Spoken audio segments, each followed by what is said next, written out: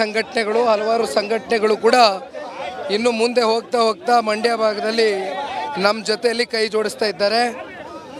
ಏನು ಮೂಡ ಹಾಗೂ ಈ ವಾಲ್ಮೀಕಿ ನಿಗಮದಲ್ಲಿ ಆಗಿರ್ತಕ್ಕಂಥ ಅಕ್ರಮ ಹಗರಣ ಇವತ್ತು ಬಯಲಿಗೆ ಬಂದಿದೆ. ಈ ಒಂದು ಪಾದಯಾತ್ರೆಯ ಮೂಲಕ ಇದನ್ನು ತಾರ್ಕಿಕ ಅಂತ್ಯಕ್ಕೆ ತಗೊಂಡು ಹೋಗ್ತಕ್ಕಂಥದ್ದೇ ಇವತ್ತು ಎರಡೂ ಪಕ್ಷದ ನಾಯಕರು ಹಾಗೂ ಕಾರ್ಯಕರ್ತರ ಒಂದು ಮೂಲ ಗುರಿ. ಸರ್, ಈಗ ನಿಮ್ಮ ಪಾದಯಾತ್ರೆಗೆ ಕೌಂಟರ್ ಆಗಿ ಜನಾಂದೋಲನ ಕಾರ್ಯಕ್ರಮವನ್ನು ಮಾಡ್ತಾ ಇದ್ದಾರೆ ಕಾಂಗ್ರೆಸ್ನವರು. ಈ ಜನಾಂದೋಲನ ಕಾರ್ಯಕ್ರಮದಲ್ಲೂ ಕೂಡ ಎಲ್ಲೋ ಕುಮಾರಸ್ವಾಮಿ ಮತ್ತು ಡಿ ಕೆ ಶಿ ವೈಯಕ್ತಿಕ ಜಟಾಪಟಿನೇ ನಡೀತಾ ಇರತಕ್ಕಂಥದ್ದು. ನಿನ್ನೆ ಕೂಡ ವೈಯಕ್ತಿಕ ಜಟಾಪಟಿ ಕಾರಣ ಆಗಿರ್ತಕ್ಕಂಥದ್ದು. ನಿನ್ನೆ ಪಾದಯಾತ್ರೆಯ ಯಶಸ್ಸು ನೋಡಿ ಇವತ್ತು ಕಾಂಗ್ರೆಸ್ನ ನಾಯಕರುಗಳಿಗೆ ಸಹಿಸ್ಕೊಳ್ಳಿಕ್ಕೆ ಆಗ್ತಾ ಇಲ್ಲ. ಅದಕ್ಕೋಸ್ಕರ ಇವತ್ತು ಇಶ್ಯೂನ ಡೈವರ್ಟ್ ಮಾಡಲಿಕ್ಕೆ ಇವೆಲ್ಲ ತಂತ್ರಗಾರಿಕೆ ಉಪಯೋಗಿಸ್ತಾ ಇದ್ದಾರೆ. ಆದರೆ ಒಂದು ನಾನು ಹೇಳ್ತೇನೆ, ಇವತ್ತು ರಾಜ್ಯದ ಜನತೆಗೆ ಇವತ್ತೇನು ಧೋಕಾ ಹಾಕಿ ರಾಜ್ಯದ ಬೊಕ್ಕಸಕ್ಕೆ ಕೈ ಹಾಕಿ ಪರಿಶಿಷ್ಟ ಜಾತಿ ಪರಿಶಿಷ್ಟ ಪಂಗಡಕ್ಕೆ ಸೇರಿರ್ತಕ್ಕಂಥ ಹಣವನ್ನು ಈ ರೀತಿ ಲೂಟಿ ಮಾಡಿರ್ತಕ್ಕಂಥದ್ದು ಬಹುಶಃ ಈ ರಾಜ್ಯದ ಇತಿಹಾಸದಲ್ಲಿ ಇದು ಮೊದಲನೇ ಬಾರಿ. ಹಾಗಾಗಿ ಕಾಂಗ್ರೆಸ್ನವ್ರಿಗೆ ಭಾಳ ಚೆನ್ನಾಗಿ ಗೊತ್ತಿದೆ, ಯಾವ ಕಾರಣಕ್ಕೂ ಕೂಡ ಇವರು ತಪ್ಪಿಸ್ಕೊಳ್ಳಿಕ್ಕೆ ಆಗೋದಿಲ್ಲ. ಇದರಲ್ಲಿ ಇವರು ಕೂಡ ಕುಮಾರಸ್ವಾಮಿ ದೇವೇಗೌಡರ ಕುಟುಂಬವನ್ನು ಕೇವಲ ಡಿ ಕೆ ಶಿವಕುಮಾರ್ ಟಾರ್ಗೆಟ್ ಮಾಡ್ತಿದ್ರು. ಈಗ ನಿಮ್ಮ ಪಕ್ಷದಲ್ಲೇ ಇದ್ದಂಥ ಜಮೀರ್ ಅಹಮದ್ ಕೂಡ ಈಗ ಶುರು ಮಾಡ್ಕೊಂಡಿರ್ತಕ್ಕಂಥದ್ದು. ನಿನ್ನೆ ಕೂಡ ವೈಯಕ್ತಿಕವಾಗಿ ತಮ್ಮ ಕುಟುಂಬದ ಆಸ್ತಿ ಬಗ್ಗೆ ಮಾತಾಡಿರ್ತಕ್ಕಂಥದ್ದು.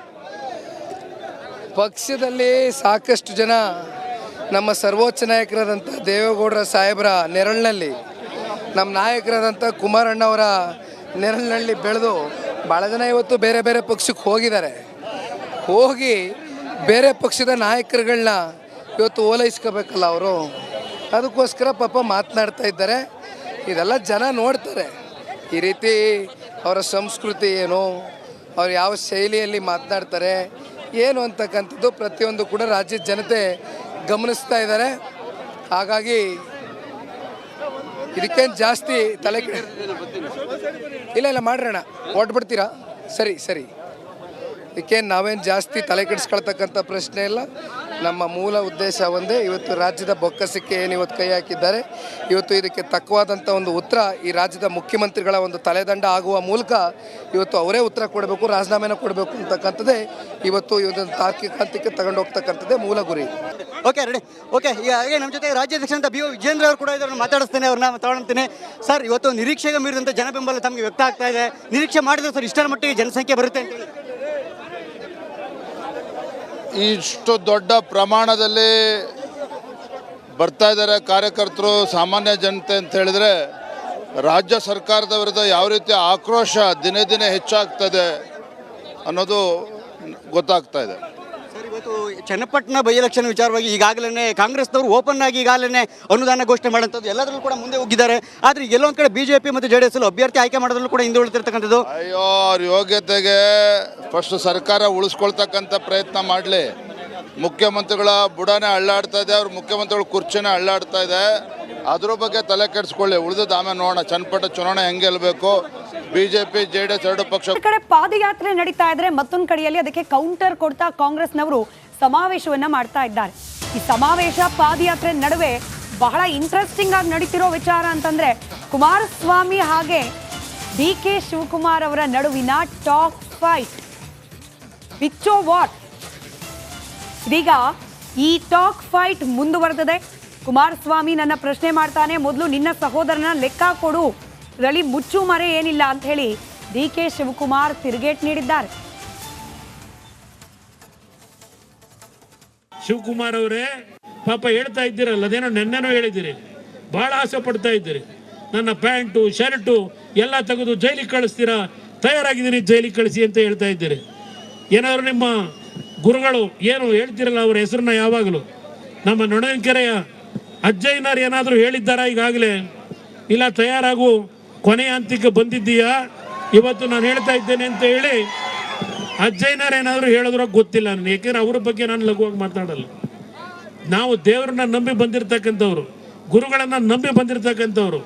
ಶಿವಕುಮಾರ್ ಅವರೇ, ಆ ಅಜ್ಜಯ್ಯನವ್ರ ಬಗ್ಗೆ ನಿಮಗೆ ಭಕ್ತಿ ಗೌರವ ಇದ್ದರೆ ಮಾಡಿ ಪ್ರಮಾಣ, ನಾವು ನೋಡೋಣ. ನಾನು ಪ್ರಮಾಣ ಮಾಡ್ಲಿಕ್ಕೆ ತಯಾರಾಗಿದ್ದೇನೆ. ಅಜ್ಜಯ್ಯನವ್ರ ಹೆಸರಿನಲ್ಲಿ ಪ್ರಮಾಣ ಮಾಡಿ ನೀವೇನೇನು ಮಾಡಿದ್ದೀರಿ? ಹರಿಶ್ಚಂದ್ರರ ಪ್ರಾಮಾಣಿಕವಾಗಿ ಬಂದವರ ನೀವು? ಕನಕಪುರದಲ್ಲಿ ಎಷ್ಟು ಕುಟುಂಬ ಹಾಳು ಮಾಡಿದ್ರಿ ಆ ಕಲ್ಲೊಡಿಲಿಕ್ಕೆ, ಎಷ್ಟು ಕುಟುಂಬಗಳ ಜೀವ ತೆಗೆದಿದ್ದೀರಿ. ನಿಮ್ಮಿಂದ ನಾವು ನೈತಿಕತೆ ಕಲಿಬೇಕಾ? ಬಿಜೆಪಿ ಮತ್ತು JDSನ ಕಾರ್ಯಕರ್ತರು. ಇವತ್ತು ಮದ್ದೂರು ಇದೆ ನಮ್ಮದು. ಪ್ರಶ್ನೆಗಳಿಗೆ ಉತ್ತರ ಕೊಡಬೇಕು ಅಂತೇಳಿ ಜನ ಆಂದೋಲನ. ಕೇಂದ್ರ ಸರ್ಕಾರದಿಂದ ಯಾಕೆ ನೀವು ಹಣ ಬಿಡುಗಡೆ ಮಾಡೋಕ್ಕಾಗಿಲ್ಲ, ಮಾಡಿಸ್ಲಿಲ್ಲ, ಹಿಂದೆ ಏನೇನು ವಿರೋಧ ಪಕ್ಷದಲ್ಲಿದ್ದಾಗ ನೀವೇನು ಮಾತಾಡಿದ್ರಿ, ನಾವೇನು ಮಾತಾಡಿದ್ವಿ, ಅವೆಲ್ಲ ಉತ್ತರ ಕೊಡಿ ಅಂತ ಕೇಳಿದ್ದೇವೆ. ನಿಮ್ಮ ಹಗರಣಗಳಿಗೆ ಉತ್ತರ ಕೊಡಿ ಅಂತ ಕೇಳಿದ್ದೇವೆ. ನೀವು ಮಾಡಿದಂಥ ಹಗರಣಗಳಿಗೆ ಯಾರು ಏನು ಎತ್ತ ಅಂತ ಇಲ್ಲಿವರೆಗೂ ಉತ್ತರ ಕೊಟ್ಟಿಲ್ಲ. ಕುಮಾರಸ್ವಾಮಿ ನನ್ನ ಪ್ರಶ್ನೆ ಮಾಡ್ತಾನೆ, ಪ್ರಶ್ನೆ ಮಾಡಿ, ನೋ ಪ್ರಾಬ್ಲಮ್, ಎವ್ರಿ ರೈಟ್. ನನ್ನ ಲೆಕ್ಕ ಕೇಳಿದ್ದು ನಾನು ಕೇಳಿದ್ದೀನಲ್ಲ, ನಿನ್ನ ಸೋದರದು ಫಸ್ಟು ಲೆಕ್ಕ ಹಾಕ್ಕೊಳ್ಳು. ನಂದು ನಿಮ್ಮದು ಚರ್ಚೆ ಮತ್ತೊಂದೆಲ್ಲ ಮಾಡೋಣ, ಲೆಕ್ಕ ಕೊಡೋಣ. ನಿಂದು ಪಟ್ಟಿ ಕೊಡೋಣ, ನಂದು ಪಟ್ಟಿ ಕೊಡೋ. ಪಾಪ ಎಲ್ಲ ಭಾಳ ಕುಟುಂಬದ ಕೇಳ್ತಾ ಇದೆಯಾ, ಕೊಡೋಣ. ನಂದು ಕೇಳ್ತಾ ಇದೆಯಾ, ಕೊಡೋಣ. ಅವೆಲ್ಲ ಏನು ಯಾವುದು ಮುಚ್ಚುಮರೆ ಏನಿಲ್ಲ. ಫಸ್ಟ್ ನಿನ್ನ ಸೋದರ ಹೆಂಗೆ ಬಂತು, ನಿನ್ನ ಅಧಿಕಾರದ ಇದ್ದಾಗ ಯಾವ ರೀತಿ ದುರುಪಯೋಗ ಮಾಡಿಕೊಂಡ, ಅದೆಲ್ಲ ಫಸ್ಟು ಲೆಕ್ಕಾಚಾರ ಹಾಕೋಣ. ಅದೆಲ್ಲ ಫಸ್ಟ್ ಲೆಕ್ಕ ಬರಬೇಕು. ಆಮೇಲೆ ಮಹಾಂಡ ಅದೇನೋ ಹೇಳ್ತಿರಲ್ಲ, ಭ್ರಷ್ಟಾಚಾರ ಇವು ಹೇಳ್ತಿರೋ ನನ್ನ ಮೇಲೆ, ಇವು ಯಾರು, ವಿಜೇಂದ್ರ ಪಿತಾಮಹ ನೀನು ಹೇಳಪ್ಪ, ನಿಮ್ಮಪ್ಪನ ಯಾಕೆ ನೀನು ಕಳಿಸ್ದೆ ಜೈಲಿಗೆ, ಯಾಕೆ ರಾಜೀನಾಮೆ ಕೊಡಿಸ್ದೆ, ಏನಾಯಿತು, ಎಲ್ಲಿ ಬಂತು, ನಿನ್ನ ಲೆಕ್ಕಾಚಾರ ಇದೆಯಲ್ಲ. ಫಸ್ಟ್ ಇದೆಲ್ಲ ಫಸ್ಟ್ ತೆಗಿ. ಯತಿಯಿಂದ ನಿಮ್ಮ ಯತ್ನಾಳಿಗೆ ಉತ್ತರ ಕೊಡು ಫಸ್ಟು. ಬೇರೆ ಗೂಟರೆಡ್ಡಿ ಶೇಖರ್ಗೆ ಉತ್ತರ ಕೊಡಿ, ನಿಮ್ಮ ಪಾರ್ಟಿಯವ್ರಿಗೆ ಫಸ್ಟ್ ಉತ್ತರ ಕೊಡಿ, ಆಮೇಲೆ ನಮ್ಗೆ ಉತ್ತರ ನೆಕ್ಸ್ಟು. ಎರಡನೇ ಸಬ್ಜೆಕ್ಟ್ ನನಗೆ ಕೊಡೋರಂತ. ಅದಕ್ಕೆ ದಯವಿಟ್ಟು ಚನ್ನಪಟ್ಟಣ ನೀರು ಹರಿತಾ ಇದ್ದು ರೈತರ ಜಮೀನುಗಳಿಗೆ ನೀರು ನುಗ್ಗಿ ಅವಾಂತರವೇ ಸೃಷ್ಟಿಯಾಗಿದೆ. ಲಕ್ಷಾಂತರ ರೂಪಾಯಿ ಖರ್ಚು ಮಾಡಿ ರೈತರು ಕಬ್ಬು, ಭತ್ತ ಸೇರಿದಂತೆ ವಿವಿಧ ತರಕಾರಿ ಬೆಳೆಗಳನ್ನ ಬೆಳೆದಿದ್ರು. ಇದೀಗ ಬೆಳೆದ ಬೆಳೆ ನೀರು ಪಾಲಾಗಿದ್ದು ರೈತರು ಕಣ್ಣೀರನ್ನ ಹಾಕುವಂತಾಗಿದೆ.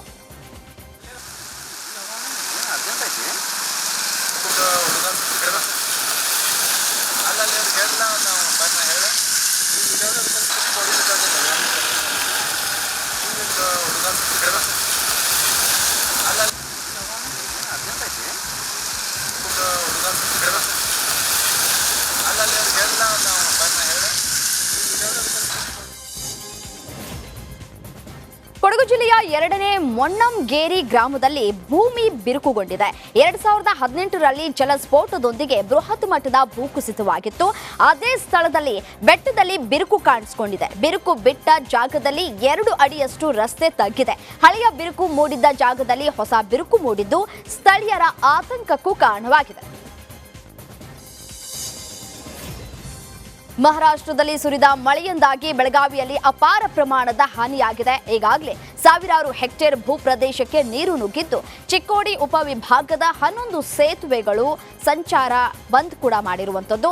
ನದಿ ತೀರದ ಗ್ರಾಮಗಳಲ್ಲಿ ಪ್ರವಾಹದ ಆತಂಕ ಕೂಡ ಮುಂದುವರೆದಿದೆ. ಸದ್ಯ 100 ಕುಟುಂಬಗಳು ಕಾಳಜಿ ಕೇಂದ್ರಗಳಲ್ಲಿ ತಂಗಿದ್ದಾರೆ.